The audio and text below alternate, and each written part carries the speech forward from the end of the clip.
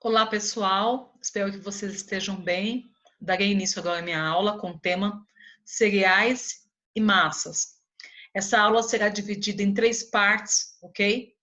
Nesse primeiro momento, eu gostaria de apresentar para vocês o conceito sobre o que vem a ser cereais. Vamos lá. Então, quando eu me refiro ao termo cereais, cereais são alimentos de origem vegetal, que são grãos que provêm de gramíneas. Essas gramíneas, elas podem ser de origem terrestre ou aquáticas, ok?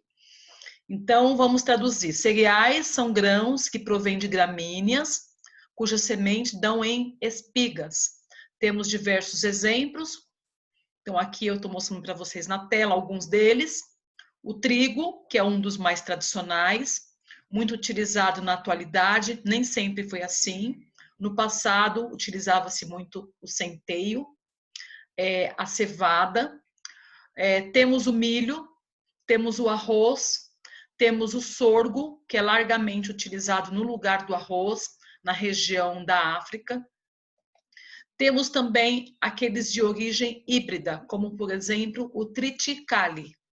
O triticale, quando eu me refiro a híbrido, significa que ocorreu junções entre 2 tipos de cereais. E a junção aqui é do trigo com o centeio. Então, a junção do trigo com o centeio resultou no triticale. O triticale é um tipo de cereal rico em lisina. E quando eu me refiro à lisina, é importante nós lembrarmos da aula que eu ministrei para vocês sobre as leguminosas, a qual eu já havia citado anteriormente, que um dos aminoácidos limitante nas leguminosas era a metionina. E as leguminosas possuíam a lisina. E agora eu refiro que geralmente, a grande maioria dos nossos cereais são pobres em lisina e possuem a metionina na sua composição, ok? Com exceção de alguns, dentre eles o triticale. O triticale é um tipo de cereal híbrido que é rico em lisina, em metionina e também em cistina. Então, como eu falei, a lisina é o principal aminoácido limitante nos cereais e a metionina é o principal aminoácido limitante das leguminosas, tá? E por que é importante que a gente lembre isso, professora? No semestre passado, vocês aprenderam quais eram os aminoácidos essenciais. Vocês se lembram? Espero que sim. Vamos lá, relembrando. A isoleucina, a leucina, a lisina, o triptofano, a metionina, a fenilalanina, a treonina e a valina, certo?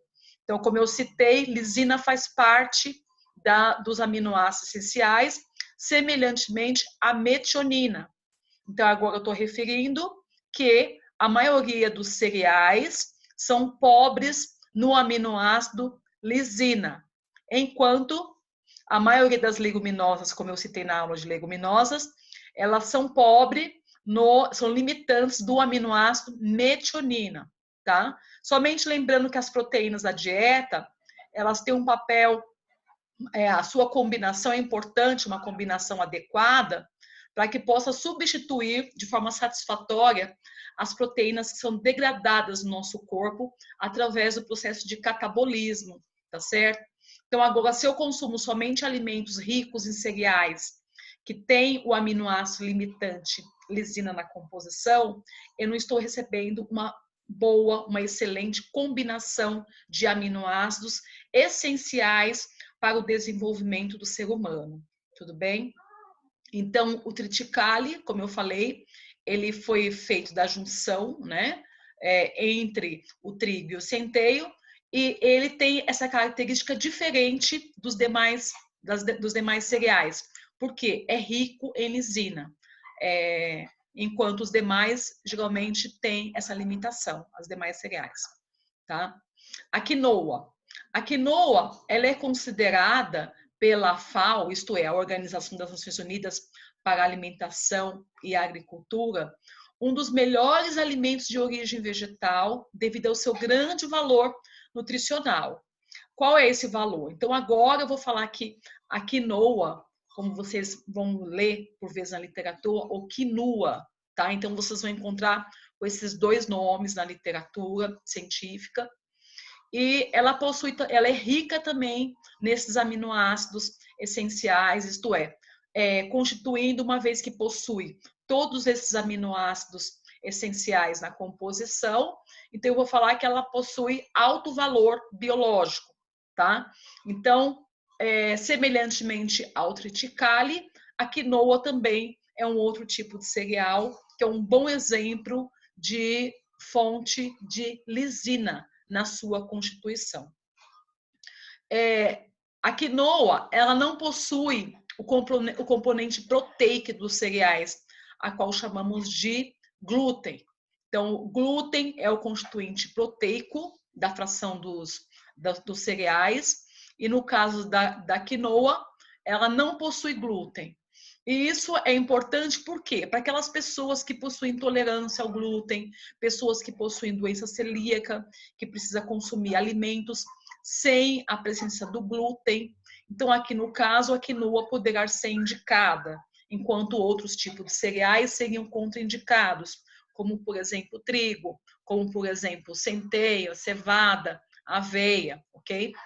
O que mais? A quinoa, ela também é um tipo de carboidrato, possui carboidrato na sua composição de baixo índice glicêmico. Alguns são de alto índice glicêmico. No caso da quinoa, não.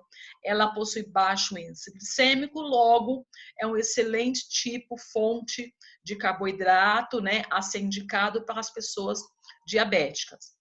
Baixo valores de gorduras, né, inclusive saturada, porque a gordura saturada ela é encontrada em larga escala nos alimentos de origem animal e não de fontes vegetais, ok? A quinoa possui quantidades importantes de fibra, ferro e vitaminas quando comparada com os demais tipos de cereais. Então, ela possui uma quantidade, digamos assim, relevante, uma quantidade importante desses constituintes, né, de ferro, de fibra, de vitamina, quando comparado com os demais tipos de cereais. E aqui, agora, eu gostaria de citar para vocês como que é a estrutura do grão dos cereais. Falaremos um pouquinho nesses próximos minutos sobre como que é a constituição desse grão. Então, vocês estão verificando nessa imagem, uma imagem colorida, né? Então, o pericarpo compõe de 8 a 17% dessa estrutura, e o pericarpo ele é formado do endocarpo, mesocarpo e o pericarpo, ok? E essa estrutura que vocês estão vendo da cor azul clara, vermelha e amarelo. Essa estrutura ao meio enorme do amarelo, um tanto mais diferente de um amarelo, digamos assim, mais claro, corresponde ao endosperma. Essa constituição encontra-se em torno de 63 a 87% da estrutura do grão desse cereal. E essa estrutura em verde que vocês estão visualizando aqui embaixo, né, refere-se à porção do germe, o germe do cereal. Então, quando eu olho a composição química desse grão, eu vou falar para vocês o seguinte, que esse pericarpo seria a estrutura da casca, como, por exemplo, do arroz integral, tá? Então, ele é formado por celulose. Nessa constituição, existe também alguns tipos de minerais e algumas vitaminas, certo? Quando eu retiro aquela casca do arroz integral, eu tiro a casca e fica somente com a parte, né, sem a casquinha do arroz. Então, agora eu vou falar para vocês que ficou o quê? A estrutura do endosperma, que é o amido. Então, agora vai aparecer aquela estrutura branca do arroz branco, arroz polido, né? Então, o que é aquela parte do endosperma? É o amido. É o amido sem a parte do pericarpo, que compõe a parte rica de minerais, de vitaminas, de celuloses na sua composição, ok? E a parte do germe é onde eu encontro a parte lipídica, que tem o germe, o embrião, né, da composição do grão, que é rico em proteína de baixo valor biológico, lipídios, tiamina e riboflavina. E quanto ao valor nutricional desses cereais? Vamos discutir um pouquinho sobre isso agora nesse momento. Então, ao olhar essa estrutura desses cereais, é importante que eu entenda o seguinte, que boa parte é formado, como eu falei anteriormente para vocês, do endosperma. O endosperma é a porção do amido, certo? Mas eu tenho também, nesse constituinte, a vitamina riboflavina, 16,5 miligramas. A riboflavina, desculpa, de 10 a 3 miligramas. A tiamina, 16,5 miligramas. A tiamina é a B1, a riboflavina, a B2, certo? A nicotinamida, de 38 a 74 miligramas. A piridoxina, de 21 a 36 miligramas. Ácido pantotênico, de 17 a 45 miligramas, tá? A estrutura de proteína existente nesse grupo dos meus cereais, eu chamo de glúten. O glúten, ele é formado pela gliadina e pela glutenina, ok? Então, essa estrutura de gliadina e glutenina que pertence à estrutura do glúten, eu estarei abordando na segunda parte dessa minha videoaula, tudo bem? Então, gente, resumindo, é importante que vocês se lembrem que os cereais, eles são excelentes fontes de carboidratos, principalmente o polido, onde eu retiro a fração de fibra, juntamente com esses constituintes que eu estou mostrando para vocês aqui na tela. A constituição de vitaminas de tiamina, de riboflavina, de nicotinamida, de piridoxina e de ácido pantotênico, tá? Cereais integrais, diferentemente da forma polida, são ricos em fibra e nesses minerais e nessas vitaminas que eu acabei de citar para vocês. Mas, de uma maneira geral, eu posso afirmar que o aminoácido principal limitante do grupo de cereais são as lisinas. Mas vocês vão encontrar na literatura também que existe uma limitação, existe na composição, mas uma limitação quanto à quantidade dos aminoácidos trionina e também do triptofano. Quando eu passo a avaliar a composição centesimal desse cereal seco, eu percebo que na sua composição existe um pouco de água, em torno de 1 a 10%, ok? Carboidrato, 58 a 72%, isto é, volto a falar, alta quantidade de carbo nessa estrutura. Proteína, de 8 a 13%, lipídio, de 2 a 5%, um pouco de lipídio, muito pouco, de 2 a 5% somente. Fibras de 2 a 11 e calorias, um alto aporte energético de 300 a 350 calorias, né? Então, a gente percebe que eles são bastante, né, gente? Bastante calórico devido àquela quantidade enorme de endosperma da composição que eu falei anteriormente para vocês. E quando a gente vai observar essa composição de carboidratos, isto é, desse amido, agora eu vou dizer para vocês que existem estruturas, a qual chamamos de amilose e de amilopectina.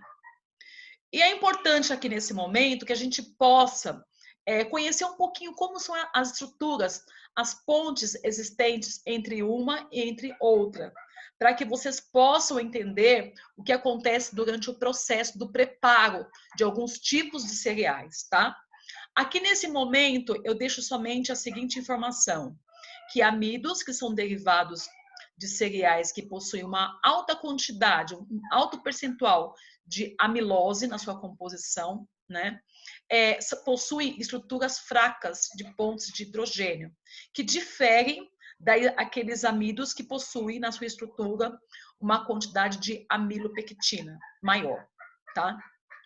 E amidos derivados de cereais, que apresentam um percentual maior de amilose, tá? Eles são diferentes dos amidos de raízes e também dos tubérculos. É importante que vocês saibam isso. E falando das cadeias, né, da amilose e da amilopectina, como eu já citei anteriormente, Então, eu vou falar para vocês o seguinte, que a amilose, ela é formada por polissacarídeo de forma linear, formado por unidades de glicose, tá? Formando ligação glicosídica do tipo alfa 1,4. Então, aqui, essas ligações glicosídicas de alfa 1,4 são ligadas por pontes de hidrogênio, enquanto que na amilopectina, nós temos também estruturas das ligações glicosídicas do tipo alfa 1,4, porém, essas ramificações são feitas de ligações glicosídicas do tipo alfa 1,6.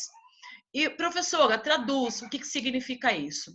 Traduz que lá na frente, quando eu for abordar com vocês o processo da cocção desses cereais, desse tipo de amido, agora as estruturas que possuem a amilose em maior quantidade do que a amilopectina, o processo de gelatinização, o processo de preparo será muito mais rápido quando comparado com aquelas estruturas de cereais que possuem amilopectina em maior quantidade na sua composição.